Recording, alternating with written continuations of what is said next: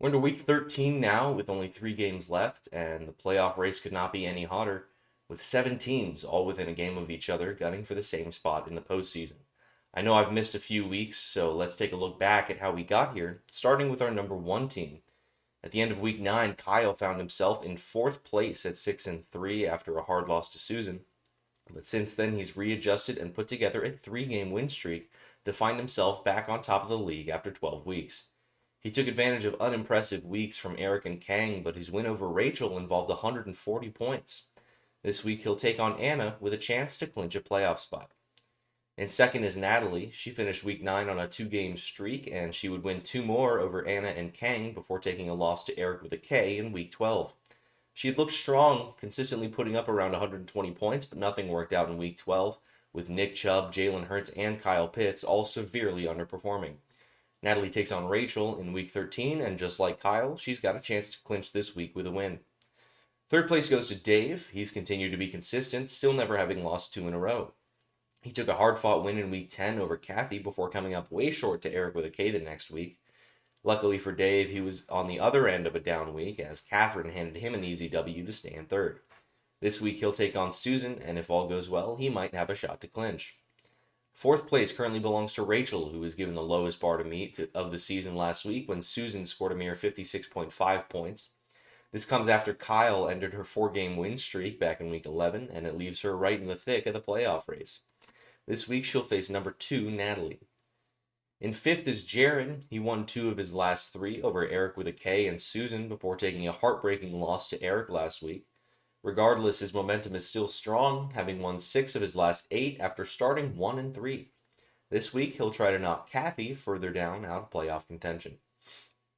Dan is currently the team on the bubble this week. He and Eric with a K share the 6-6 record, but Dan leads by nearly 100 points. He snapped a 2 game skid last week with a win over Caroline, and this week he has a chance to eliminate both Caroline and Susan from playoff contention with a win over Eric. Eric with a K is the first team out of the playoffs at 6-6. He's been able to catch back up with the pack after falling down to 4-6 earlier in the year, benefiting from 2 wins over Dave and Natalie. Eric with a K will take on Kang this week, and he also has a chance to eliminate the bottom 2 teams. In 8th stands Catherine after a rough loss to Dave last week. She's lost 2 in a row now, and she's fallen out of the playoff spot she held through week 11. Last week she took a rough loss to Dave after a poor performance from George Kittle and Mike Evans. She's one of 5 teams at 5-7, all fighting for a chance at the 6th playoff spot, and she'll take on Caroline this week. In 9th place is Kang, who's fallen from top 2 in the league back down to his new season low after what is now a 6-game losing streak. Kang started the season 5-1, so he's still got a chance to turn it around this week in a game with serious playoff implications against Eric with a K. I know, Louie. Anna is holding on to 10th place after an important win over Kathy last week. She's still in the race at 5-7 after starting the season 0-5. Pardon me, 1 second.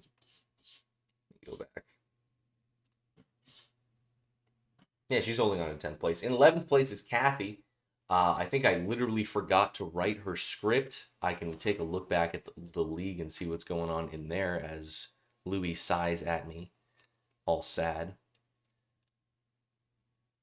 Last week, she took a loss to Anna in a heartbreaker that came down to Monday night, and her running back just could not get it done against Tyler Lockett. Week 11 was a big win over Catherine in the battle of people with similar names. 133-101 was the score of that one, and it was settled very early. And in week 10, she took a loss to her husband, Dave. So she's right in the thick of it, and this week she plays... Week 13, pardon me. It's probably on the screen. This week she plays Jared. In 10th place is Eric. He's still in the hunt at 5-7, having won 2 of his last 3, including a week 12 nail-biter over Jared. His point differential has him near the back of the pack in terms of teams with a shot, but a win this week over Dan would be huge for his chances. Caroline's holding on to 13th place, holding on to her mathematical hopes by a thread. She's only won 1 of her last 8 games in a close one over Susan. She needs to win out and have a lot more things go her way, but as of right now, she can technically make the playoffs. It'll have to start with a win over Catherine this week.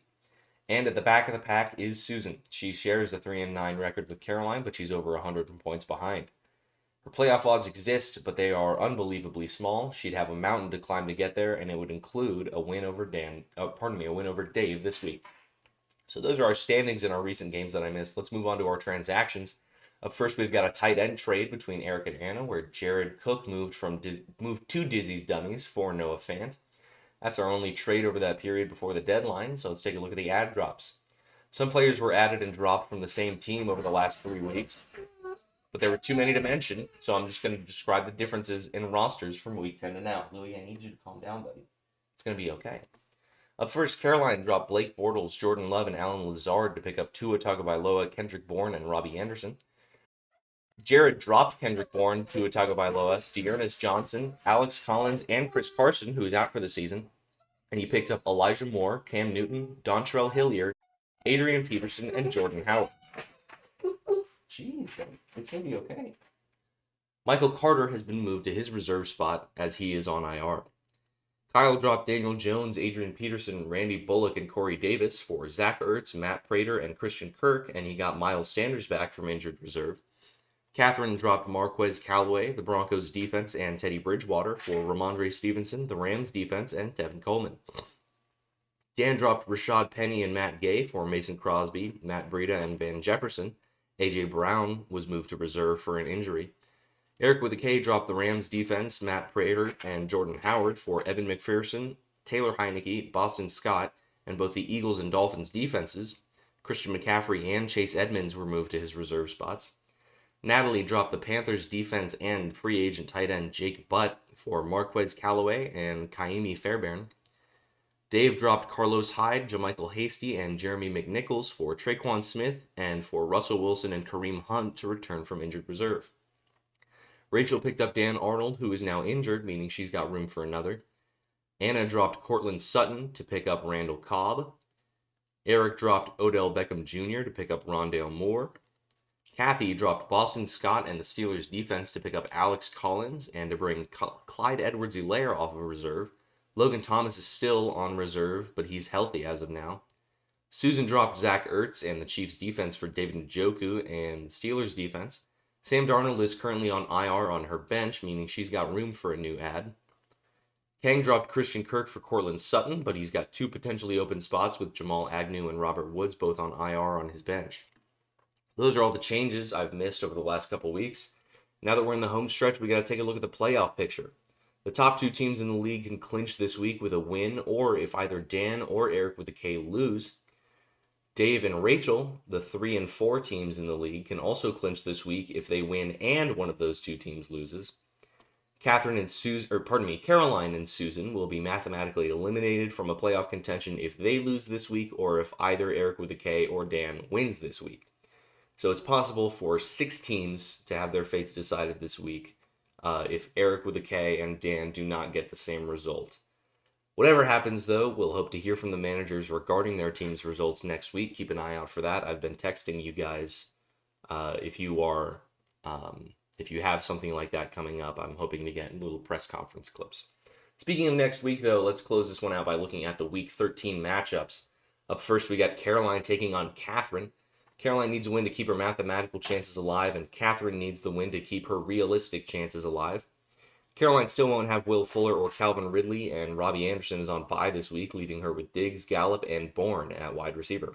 The lineups aren't set for this one just yet, but as of this morning, Catherine looks to take it 115 to 112. Anna takes on Kyle this week in an effort to stay in the running.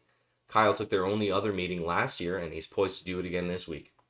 Anna won't have Randall Cobb or the Packers defense due to byes this week, but she'll have Sterling Shepard back from an injury.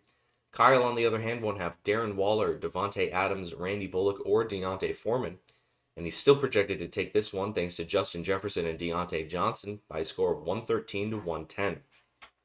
Natalie takes on Rachel this week. It's their first time meeting, and while it's a high-level game, it's also low stakes, as it's possible for both teams to clinch a playoff spot this week.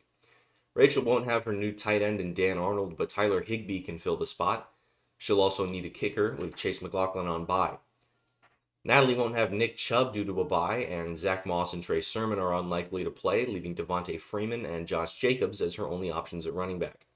Those restrictions will make it hard for her to keep up with the pace she was setting earlier this year, and Rachel is projected to take the win this week 115 to 108. Susan will be fighting for her life this week against number 3, Dave. She's in a rough spot without any available QBs as of now to take on Dave's healthy roster. She'll need to make a move for a quarterback, but she can start Travis Kelce with David Njoku on bye, and Amari Cooper is back from COVID reserve. I know, Louie. Dave's got Kareem Hunt on bye this week, leaving the brothers Darrell and Henderson and Williams in the running back spots. Regardless, Dave is projected to take the win and end Susan's chances by a score of 122 to 102. Eric and Dan close out their season series with an incredibly high-stakes matchup. Dan's result determines the fate of 2 teams, and Eric's shot at the playoffs could fall apart with a loss this week.